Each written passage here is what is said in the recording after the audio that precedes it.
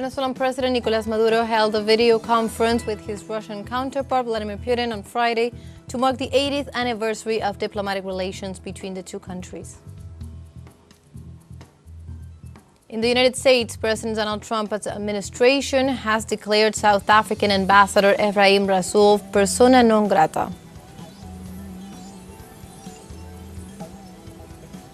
And Gas and Civil Defense Agency confirmed that 48 bodies have been recovered from a mass grave found in the Al-Shifa hospital.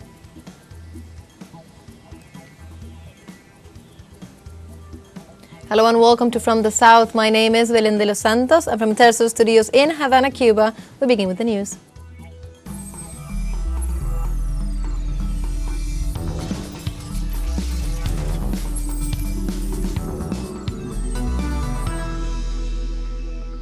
This March 14th marks the 80th anniversary of relations between Venezuela and Russia.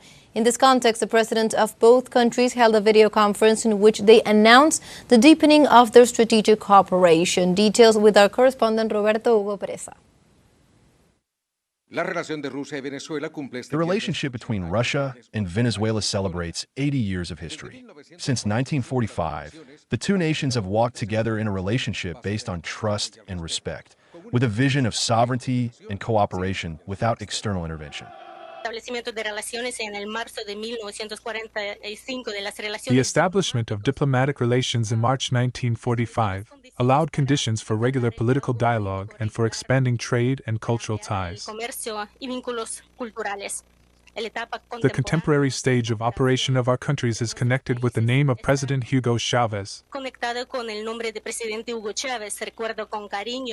I fondly remember all our trustful conversations with him, and thanks to his personal contribution, his brilliant ideas and his hard and firm position, this significant breakthrough in our relations was realized.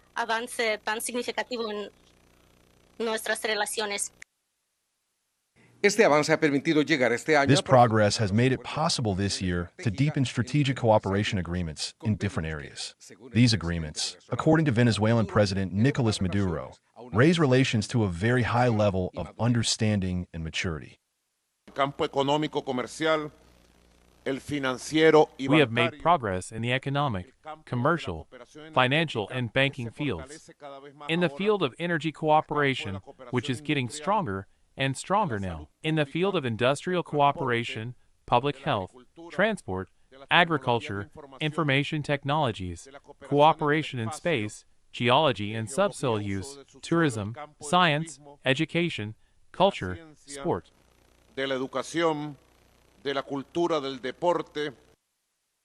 The Venezuelan president invited his counterpart to the inauguration of a monument in tribute to the Russian army, as part of the commemoration of the 80th anniversary of the Great Patriotic War against Nazi Germany in May 1945.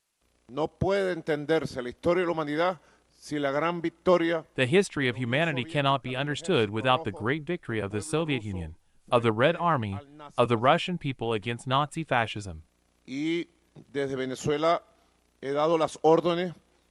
And from Venezuela, I have given orders for there to be a profound commemoration, a celebration in the highest popular, political, institutional, and military style of this great triumph.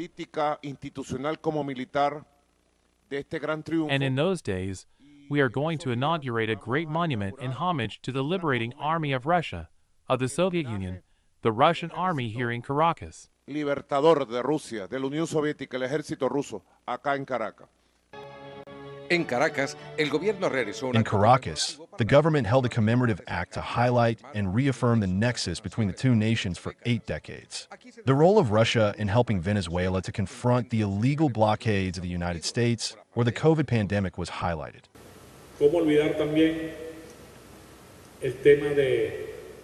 How can we forget also the issue of Russia? What was Russia's attitude towards the most important event of the decade, which was the COVID-19 pandemic? When the whole Western world, that civilized world, Europe, the United States, countries that call themselves Western or call themselves Western countries, denied us access to vaccines, when people were dying by the millions in the world. Russia helped us. Cuando moría la gente por millones en el mundo, no me lo negaron. In the same context, earlier in the day, Vice President Delcy Rodriguez presided over the wreath-laying ceremony at the Mausoleum of the Liberator Simón Bolívar at the National Pantheon in Caracas, attended by the Russian ambassador and the diplomatic corps accredited in the country. Roberto Hugo Presa, teleSUR, Caracas, Venezuela. And we go now to Cuba, as according to the latest report from the Ministry of Energy and Mines, the synchronization of the generation unit that strengthened the microsystems has already begun, this following a disconnection caused by a fault at the substation in Havana, the capital of the country. Within 4 hours of the fault being reported, numerous microsystems came into operation in almost all the provinces of the island, especially in the eastern provinces and in the central territories. Beatriz Johnson Urrutia, first secretary of the Communist Party in Santiago de Cuba, reported that in this province, the Unit 3 of the thermoelectric plant, Antonio Maceo, has come into service. It is currently generating 42 megawatts and should reach 60 megawatts in the next few hours. The Ministry of Energy and the Electrical Union are currently working to fully restore the national electricity service in the country. And Mexico's National Seismological Service reported on Friday a 5.5 magnitude earthquake in the state of Oaxaca, with no damage reported so far. According to the SSN, the tremor occurred at 9 p.m. local time, and its epicenter was located 15 kilometers southeast of the city of Tlaxiaco in Oaxaca at the depth of 64 kilometers. The earthquake was felt in several locations in the southern Mexican state, as well as in the city of Veracruz, and even triggered the activation of the seismic alert in Mexico City. Local and national authorities urged the population to stay informed through official channels and to review safety measures in case of new tremors. And on Friday, a massacre was reported in the Ecuadorian province of Orellana, in which at least 4 people were killed by a group of armed men. According to local media, the massacre occurred during the early hours of the morning in a neighborhood in the city of El Coca, in the Amazon region of the South American country. The residents of the neighborhood contacted the police, and an investigative group advanced to the site of the massacre. The police cordoned off the area, where it was found that 4 people had been killed. Despite efforts to tackle the wave of violence and insecurity, Ecuador has the worst murder rate in its history so far in 2025, since records began, with an average of 1 murder per hour in January.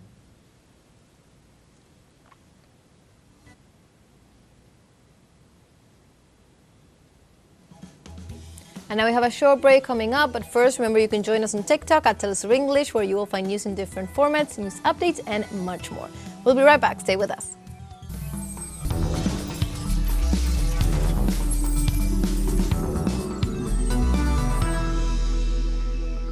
Welcome back to From the South. We continue with more information. In the United States, President Donald Trump's administration has declared South African Ambassador Ebrahim Rasool persona non grata in the country. In a social media post on Friday, Secretary of State Marco Rubio wrote that the South African ambassador to the United States is no longer welcome in our great country.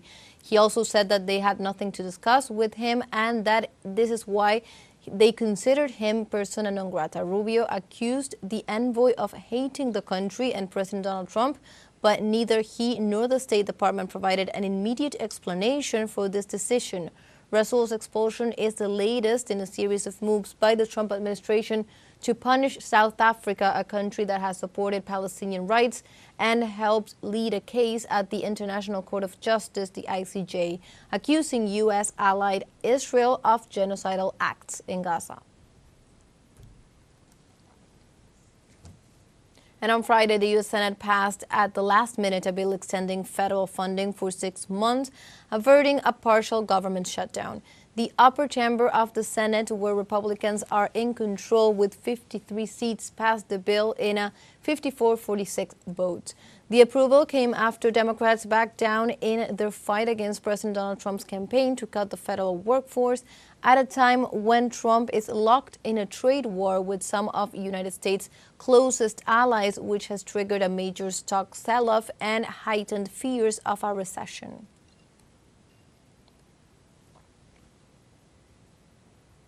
We continue in the United States as the massive deportations of undocumented immigrants are demolishing the construction industry in the country. Our correspondent in New York, Henry Camelo, explains why. Obras de construcción completamente abandonadas. Construction sites completely abandoned, labor shortages, and exponential increases in the final costs of projects in this sector is the panorama left by the new immigration policies of the Trump administration. Leaders of the trade show their concern in this regard.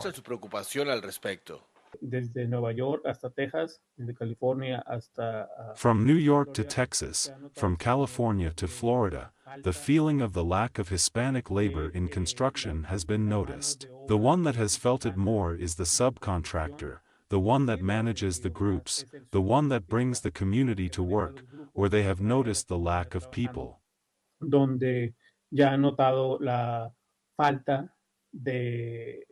We have had conversations where almost 50% of the community has not come to work either because they moved to another state or simply because the policy has worked and they have deported themselves.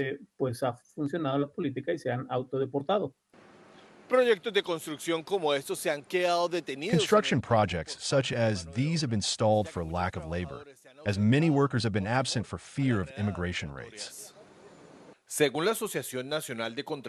According to the National Association of Hispanic Contractors, 64% of the Latin immigrant community tends to work in the construction industry. 7 out of 10 Hispanics work in this sector. However, fear of heavy fines has caused construction employers to refrain from hiring undocumented immigrants. Work has decreased. People are returning because of the economic situation we are seeing in this country. We are suffering, yes. We thought this was going to get better. Unfortunately, it is not so. It is getting worse every day.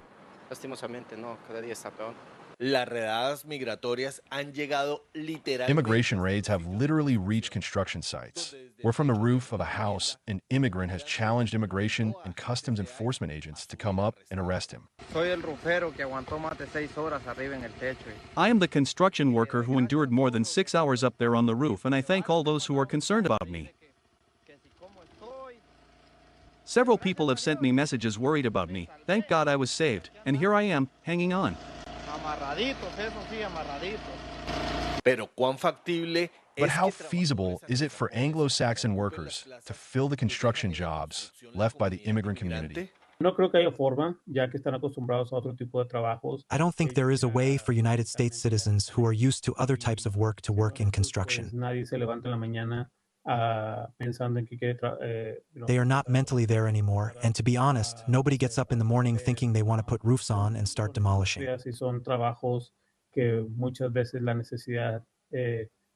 They are industries and they are jobs that many times necessity leads us to, but I don't think there are enough people interested in working. I don't think that if you were to find someone from the Anglo community to work, it would be at the prices we are paying a Latin person. It would definitely triple or quadruple the cost.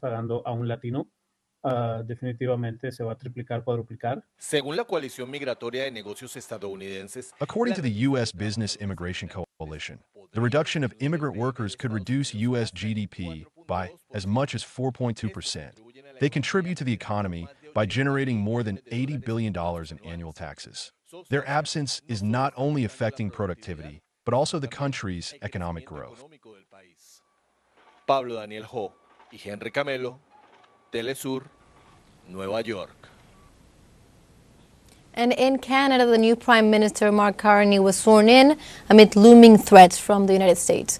Following the resignation of Justin Trudeau, Mark Carney, an economist and former head of Canada's central bank, took office on Friday as the country's 24th Prime Minister. He comes in with a smaller and more experienced council of ministers that will act quickly to secure the country's economy and to protect its future. The new Prime Minister has underscored the threat that the annexation intentions of the United States pose to Canada's integrity and sovereignty. We have a second short break coming up, but before, we invite you to visit our Facebook page at teleSUR English. There you'll be able to watch our top stories, special live coverages, and much more. Follow our page and activate the notification button to stay up to date on the world's most recent events. Final short break, don't go away.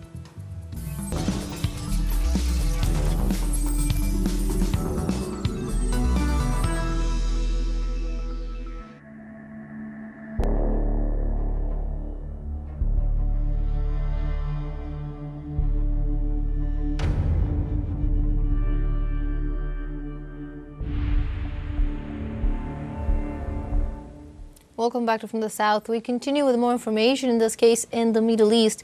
The Gaza Civil Defense Agency confirmed on Saturday that 48 bodies have been recovered from a mass grave found in the Al-Shifa hospital, once the largest health centers in the Strip. According to the Brigadier General Raed Dashan, the total number of bodies estimated by rescuers exceeds the 160, but the work is complex due to limited resources. This process began last Thursday and has the support of doctors and families of the victims. Of the bodies exhumed, 38 have been handed over to their relatives, who have recognized them by the clothes they were wearing when they disappeared. The other 10 are at Forensic Department of Gaza Health Ministry for identification. We go now to other topics. Authorities and environmentalists in Zambia fear that the long impact of the acid spill at a Chinese-owned mine that contaminated a major river and could potentially affect millions of people. The spill happened on February 18th when a tailings dam that holds acidic waste from a copper mine in the north of the country collapsed, according to investigators from the Engineering Institution of Zambia. The collapse allowed some 50 million liters of waste containing concentrated acid, dissolved solids, and heavy metals to flow into a stream that links to the Kafue River, Zambia's most important waterway, the Engineering Institution said. According to some activists in the region, the event is an environmental disaster with truly catastrophic consequences, considering the whole ecosystem of the river was destroyed. Prior to the 18th of February, this was a vibrant and alive river. We had cormorants, we had kingfishers, there was small masangas, the fishing was good. Now everything is dead. It's just like a totally dead river. It's unbelievable. Overnight, this river died. If we look at the communities in the immediate vicinity of the river, the entire livelihoods have been destroyed. There are farmers, their soil is disturbed, their harvest, were very close to harvest time, 2 months away from harvest. What they had invested in has all gone down the drain. Apart from that, if we look at the aquaculture in the Kafue River, it's also been completely destroyed. I do not even know how a simple solution like restocking can bring it back to its natural position. And in other news, in Serbia, anti-government protesters overturned a tractor in the capital on Friday night as thousands gathered in Belgrade on the eve of a large anti-government rally. University students have been pouring into central Belgrade from across the country, while tens of thousands more are expected to gather for Saturday's demonstration. The protest is seen as the culmination of months of anti-government demonstrations in the Balkan country and a test for President Aleksandar Vučić's government.